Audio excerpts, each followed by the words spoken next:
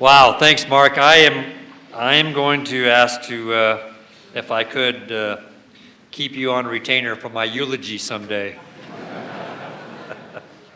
So I was driving up, and I saw the Tooth of Time, and it's been a few years since I've been back to Philmont, and the words to a song started coming back to my head.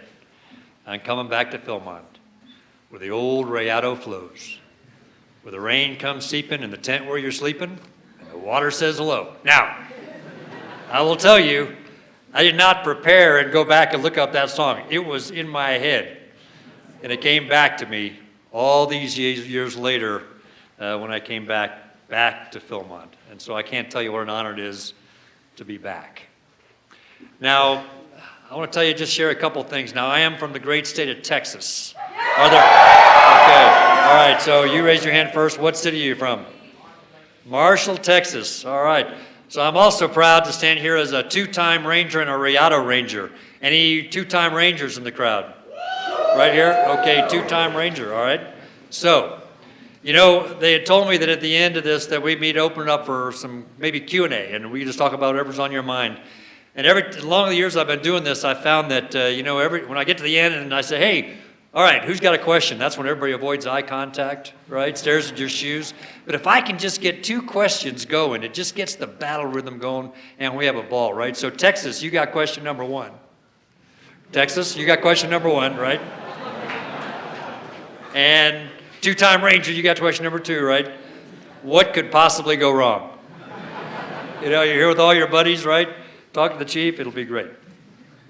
So, Mike introduced and talked about Secretary Wilson, and I will tell you that what an honor it is to be here with our Secretary of the Air Force. And you talked a little bit about Secretary, but I will tell you a little bit about her husband, Jay Hone. Jay Hone was a law instructor at the Air Force Academy when Secretary Wilson and I were going through, and in fact, he was my advisor who helped me get the job at Philmont. And so talk about a small world, right? And how these relationships that you build here last a lifetime. So what I want to do is maybe just spend a couple minutes and share with you a couple of stories, perhaps, about, what this experience did for me, has meant to me over the years, and how it has played out throughout my career, because I think it may very well play out for you in the same way. So, Mike mentioned that I left the academy after 2 years. So the truth be told, I went to the Air Force Academy summer of 1978, and my dad was in the Air Force, my brother was in the Air Force. It was sort of a natural place for me to go. And my brother, who was a cadet wing commander, was like the top of his class, 3.8 GPA, double major, athletic. I mean, he was just perfect. And I wanted to make my own way in the world. And so when your brother is perfect, the only thing left for you is anti-perfect. So I spent my time sort of resisting and fighting, and let's just say I wasn't the best cadet. So we made a mutual decision that maybe I need to leave and go get my act together. And one of the reasons I left was that I got a job here at Philmont for the entire summer of 1980. And I got to do, that job that we all cover, right? And I know that there are people working all across Philmont. And for me, being a ranger was fantastic because it's one of the only places where you can legally take kids out in the woods and leave them. Right? Of course, making sure that the adult supervisors have got them, right? And so my girlfriend at the time, my high school sweetheart, was living in Albuquerque, and so I invited her to come up and see the backcountry. And I told her, I said, hey, listen, so she had, got our scout uniform, and I probably shouldn't be admitting this in public, but we go in the backcountry, went to Crater Lake. Crater Lake still exists. Okay, so we hiked to Crater Lake, right? And we're sitting around the campfire, and I told her, I said, listen, if anybody asks you, just tell them that you work in food service. And so we're sitting around the campfire, right?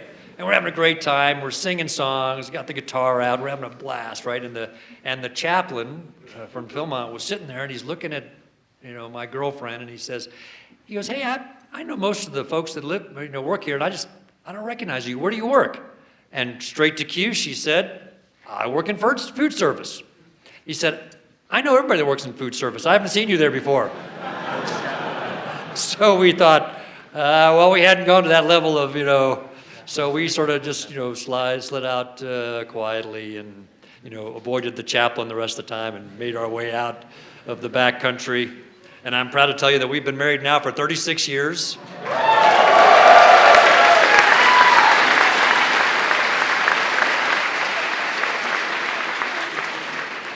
And this last year, we got the greatest call signs ever. Papa and Nana to our new granddaughters. And Papa is going to bring his granddaughters to Philmont, you can bet, for sure.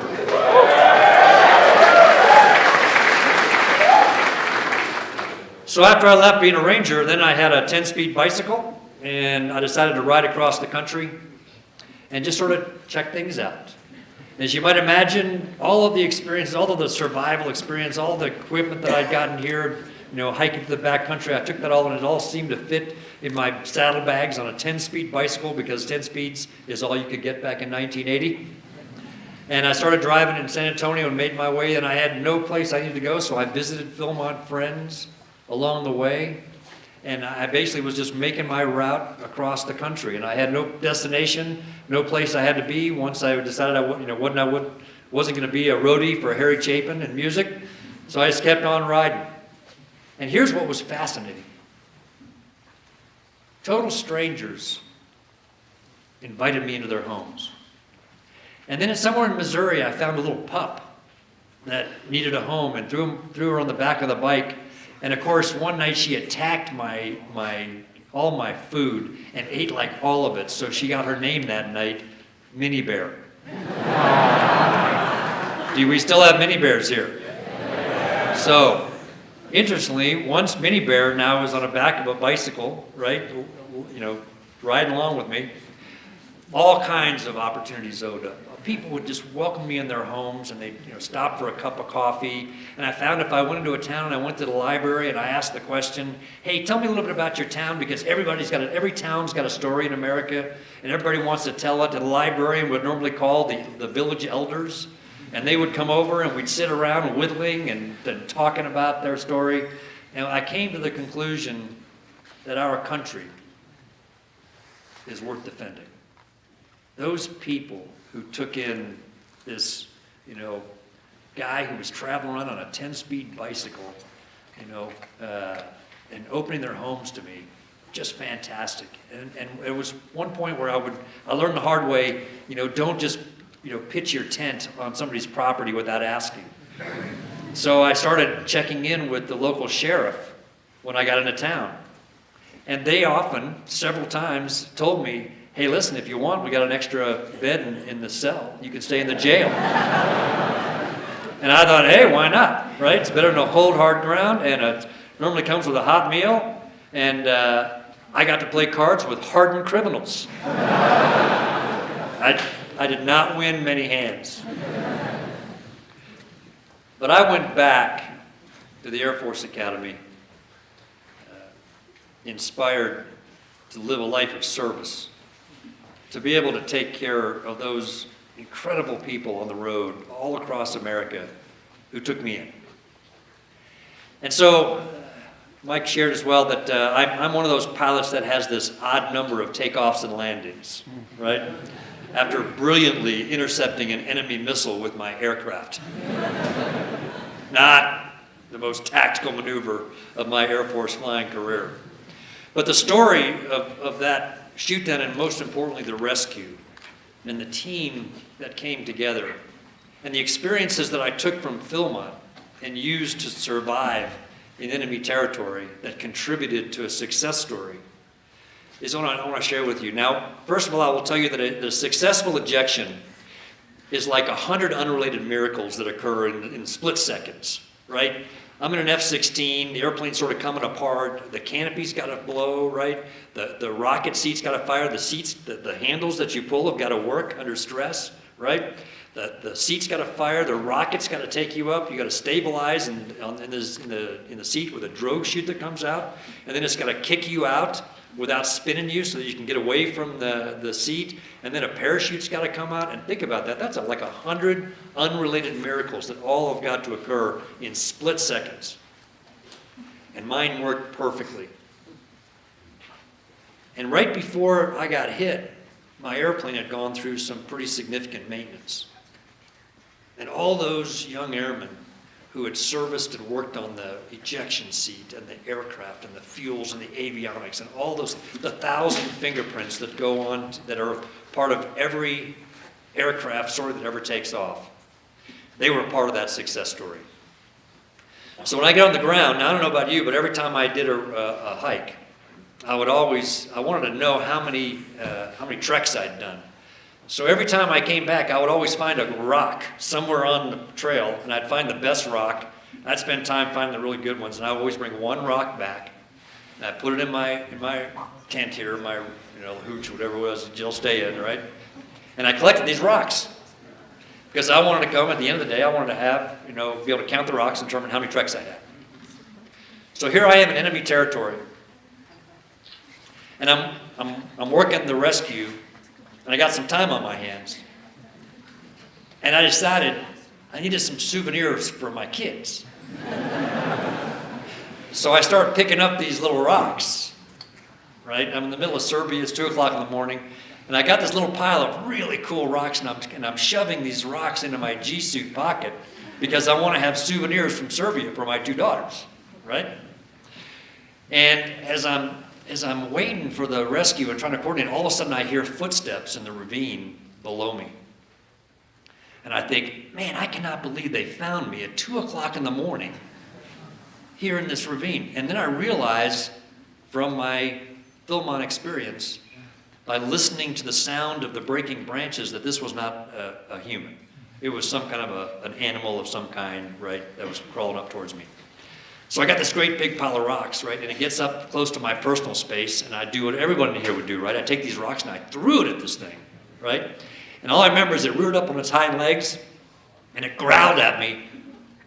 Jesse Owens could not have kept up with me as I left and ran. And today I will tell you, I am absolutely convinced it was a mountain lion or a grizzly bear, but my fellow fighter pilots are equally convinced it was a Serbian field mouse.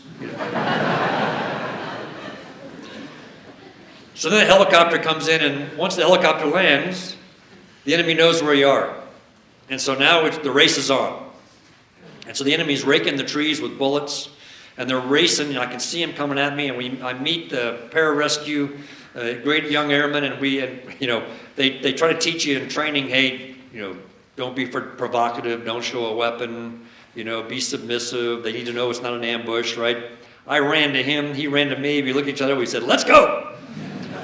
We jump into the helicopter, but these guys had to help me because I had these rocks in my G-suit. And so I'm a little heavy getting up into the helicopter. So these guys pushed me up in there, and then of course these rocks, because no respectable fighter pilot zips his G-suit pockets, right? Nobody does that, right?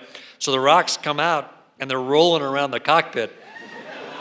And I'm reaching out to try to grab them, and these guys shove me down to the floor, and they cover me because we're taking rounds, right? I'm out there trying to get rocks for my kids back in my G-suit, right? And they're covering me because they got body armor and I don't, right?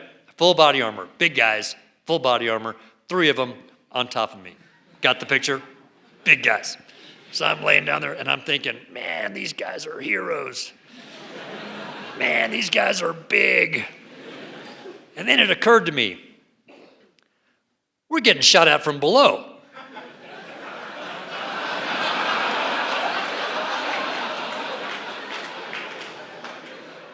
I think I'm body armor for them. So we got back home and high-fiving the whole way back, and then the next night I got a chance. I told the wing commander when I got on the ground, because I was been a squadron commander. I said, hey, sir, I'm not a young captain who got shot down. I'm the commander of this unit, and I got to get back in the air. I got to get back tonight. And I looked at my watch and I said, I got just enough, I can get enough rest to get back in the air tonight. I'm not looking to, I'm not going to go take it out on them. They're defending their place. I'm doing my job. They did their job. Worked out for them. I just need to get back in the air and make sure there's no big deal. And my wing commander looked at me and said, okay. He goes, if it's okay with her, it's okay with you. And he looked at my wife. And so on the way home, I told Dawn, I said, hey, listen, I know this is going to be tough, but I got to get back in the air tonight. And she said, well, yeah, okay, I got it. But I was looking at my daughter, who was about 10 at the time. And she was struggling a little bit with Dad just, oh, by the way, and we had, it sounds crazy that I was at home, but we were fighting from our home base. So it was a little crazy, right? Mow the lawn, go get shot at, come back, do the dishes, go get shot at, right? So my daughter was struggling a little bit. And it was I had to make a decision. My squadron needed me back in the air, but my daughter needed to make sure I needed to make sure she's okay. And so I didn't fly that night. I took one night just to make sure family was okay and flew the next night. And when I taxied out to get back in the air and lead my squadron in combat, I'll never forget the sight that I saw as I left the hangar. It looked a lot like this. The entire base came out. Cooks from the chow hall, civil engineers, avionics troops, active, guard, reserve, civilian, the whole base, spouses, families, kids, totally unplanned. They'd all gotten the word that I was going back in the air, and they lined the taxiway the whole way through. And as I taxied out, every one of them has given me a high five, a salute, a wave. They were all with me on that next flight. That's the camaraderie of the United States Air Force.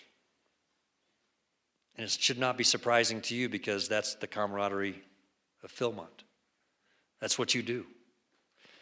You take little kids that come here, and you never know, right? It hasn't changed since I was a Ranger. It hasn't changed with any of us that were here, right? You never know what kind of home that young kid's coming from. You don't know what kind of day they've had. You know what kind of life they've had. You know what they're dealing with, right? You just know that you're going to inspire them while they're here and probably change their lives. And who knows what they're going to grow up to go do, right? Chief of Staff of the Air Force, Congresswoman from New Mexico, head of the Philmont Staff Association, right? We just never know. We just know there's an opportunity that we've been given here at Philmont to make a difference in people's lives. So as a Chief of Staff of the Air Force, as a father, and now as a proud grandfather, I would just say thank you for what you do. It means a lot. Texas, you're up.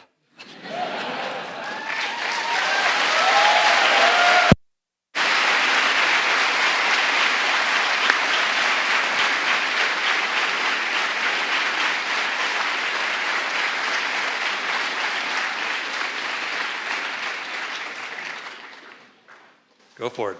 Questions? 80, summer of 80. And it was the first Where the next question's coming from. first summer as a Ranger, so it was right at the end. And we, I don't know if we still have the record, and somebody can tell me if somebody else broke it, but I had this incredible group that were in great shape, and we decided that our goal on the Gut Buster, they still do those, right? The Gut Buster, we called it, which was the long hike day. We were going to hike the entire length of Philmont. So we went to the very northern spot, and we took a picture of ourselves on the northernmost border, right? And we hiked all the way to Fish Camp. It was 57 miles. And we did it, and we started in the middle of the night, and we didn't end until the middle of the night. And so I'm pretty sure we still got the record. Anybody broken it? All right. You will this summer. Somebody's going to go do it. Yeah, thanks. Okay, where's second generation Ranger? There you are.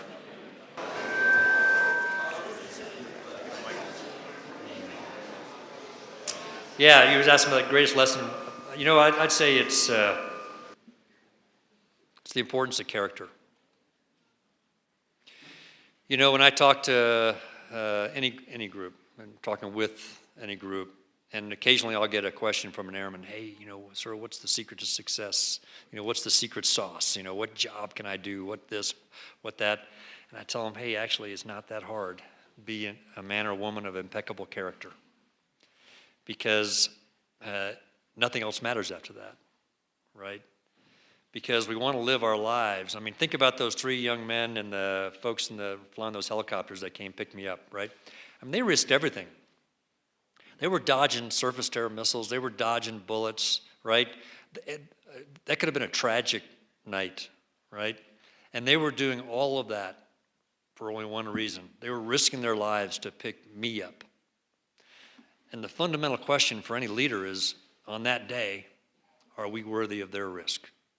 Have we lived our lives in a way that make their risk, you know, important? And are we worthy of that? And the only answer to that, I think, for most of us, especially as we grow up, is, God, I hope so. I hope I live my life in a way that we're worthy of that kind of risk. And so I learned a lot about character here at Philmont. And it's a lesson that I think we all take with us for the rest of our lives. And it's what you also, here in your 3rd year as a ranger, you pass on to those young kids. Let's open it up. Yes, ma'am. So you started out talking about how you were kind of the unperfect child, and so I'm curious, at what moment did you know that you were meant to serve others as a leader? You know, if my wife was here, she would tell you we were going to be in for just about 4 or 5 years, whatever the commitment was at the time. And that was it. Not because Air Force wasn't for me, but because I just want to try different things, right? And then I became a flight commander. And I got to be a flight commander in combat, leading young men at the time, now young women, which is phenomenal, in combat in Operation Desert Storm in Iraq. And I got hooked at that point on this thing called leadership, right? Because what I found was that I had an opportunity to make a difference in somebody else's life. And leadership is a gift that's given by those who you're privileged to lead, right? It's something that you earn every day. And so for me, that was about the time where I realized, you know, I really like this. And when I talk to young commander groups, squadron commanders especially, and I say, hey, you know what? Here's what happens when you get it right. You become the commander or leader for life. You become the ranger for life. Because now with social media, they can find you. And you'll get this email. And so about once or twice a month, for my entire career, on average, and my staff can validate that because they try to delete them before I can get to them. But I get an email. It goes a little bit like this. Sir, been tracking your career. You don't remember me, but I was in your squadron back at Aviano. Or I was back in your group. So I was back in your flight. And I actually didn't appreciate the tough love you gave me at the time. But I got that help you recommended. Or I did what you told me, or I did something that you did had an impact on me, and I just wanted to write you and tell you I just made senior master sergeant. Or my daughter just graduated from high school. I kept my family together. Or I got, you know what I mean? And is there any better gift in life than that, right? To be able to have that kind of an impact on others. That's the gift of leadership. And you all have that opportunity this summer with every little trooper that comes through here, right? You got an opportunity to light a spark in them and turn their life around. Doesn't get any better than that. Thanks. Yeah, yes, sir. I keep hearing the veteran staff members of Philmont talk about their past experiences and trying to relate it to their current life. Yeah. How often do you think about Philmont, and how has a Well, it's been about 10 years since I learned a new song on the guitar. But actually, I think there's a part of Philmont that's in every day I serve as chief, right? There's a little bit of the selflessness that you learn here. There's a little bit of the camaraderie that you learn here. There's a little bit of the team building that you learn here. I mean, does it get any better than sitting around a campfire, right, in the back country, you know, with your buds? I mean, I became a skull dipper when I was here.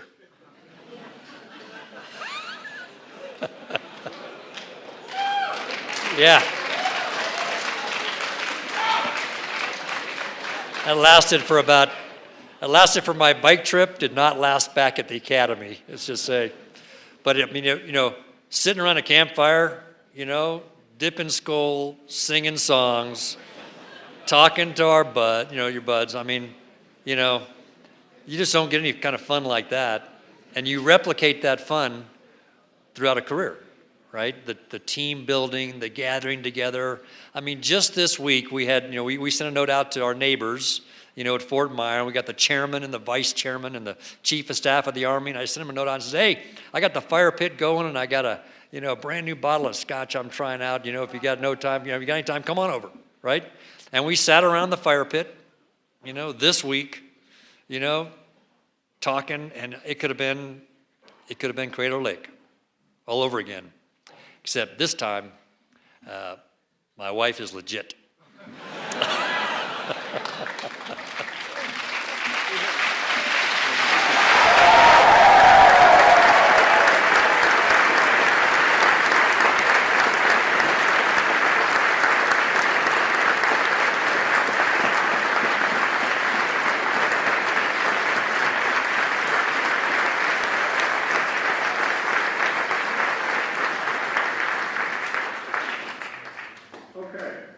Okay, we have normally at this time in the process, we present our Distinguished Staff Alumni Award to the recipient.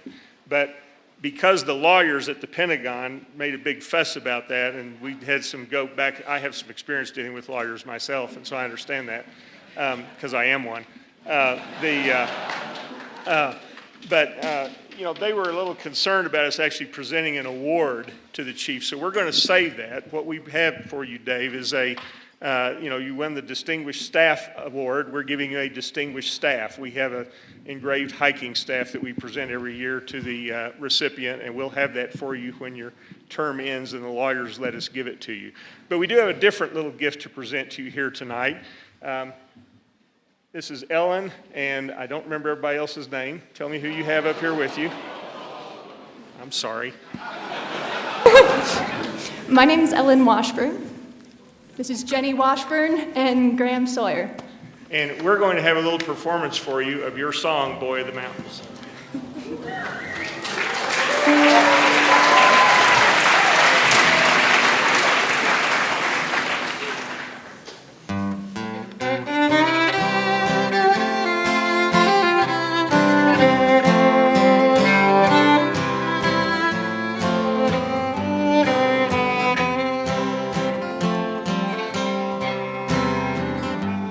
Well, he's sitting on a mountain in New Mexico, wondering about his life and where he should go. There's a bird floating past him, so graceful and free. He says, boy of the mountains, won't you listen to me? And if you're searching for tomorrow, then you'll never find today.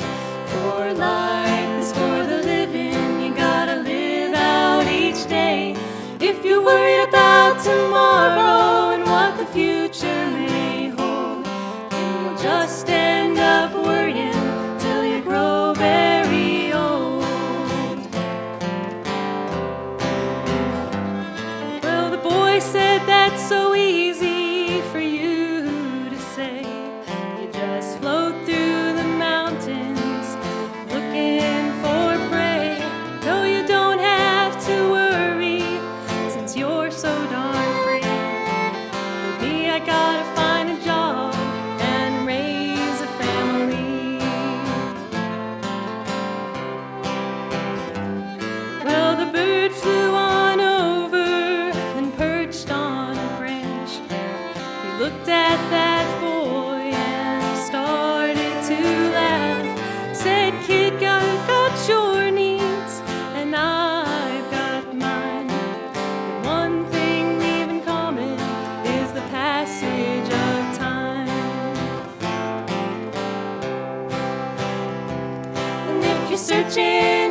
tomorrow, then you'll never find today. For life is for the living, you gotta live out each day. If you're worried about tomorrow and what the future may hold, then you'll just end up worrying till you grow very old.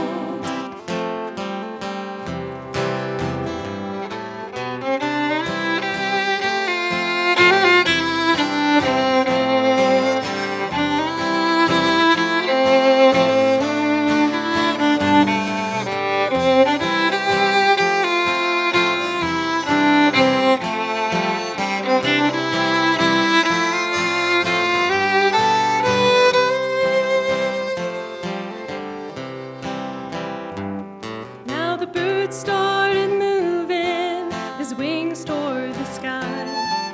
The boy looked up to him with a tear in his eye. He said, "Bird, what you're saying, it makes so much sense. For I'm crossing pastures before I even reach the fence." Now the bird floated eastward across the great plains, and the boy started walking, for it began to rain. He was thinking about that bird, and as he looked toward the land, he heard, "Boy of the mountains, now